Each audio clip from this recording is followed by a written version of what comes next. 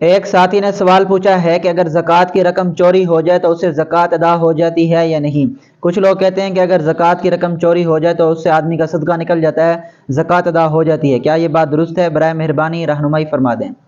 زکوٰۃ کی رقم اگر چوری ہو جائے تو اس سے زکوٰۃ ادا نہیں ہوتی۔ زکوٰۃ کی رقم غریب فقیر کے ہاتھ تک پہنچانا ضروری ہے، اس کو مالک بنانا ضروری ہے۔ جب تک غریب فقیر مالک نہیں بنے گا آپ کی زکوٰۃ ادا نہیں ہوگی۔ اگر راستے میں رقم چوری ہو گئی ہے تو دوبارہ آپ کو زکوٰۃ ادا کرنا لازم ہوگا۔ اسی طرح ایک اور بھائی نے سوال پوچھا ہے کہ اگر کوئی بھائی اپنی بہن کو زکوٰۃ دینا چاہے تو زکوٰۃ کا فرض ادا ہو جائے گا یا نہیں؟ برائے مہربانی اس بارے میں بتا دیں۔ اگر بہن حقدار ہے، مستحق ہے زکوٰۃ کی، تو بھائی بہن کو زکوٰۃ دے سکتا ہے۔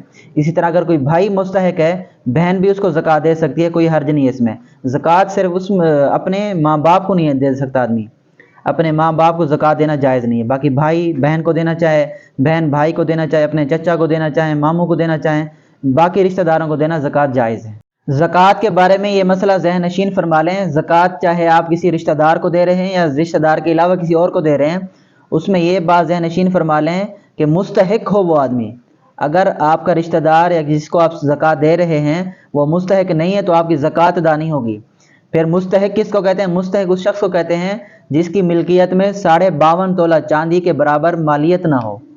جس کے پاس 52.5 تولہ چاندی کے برابر قیمت موجود ہے وہ شخص صاحب نصاب ہوتا ہے، اس کو زکوٰۃ دینا جائز نہیں ہے۔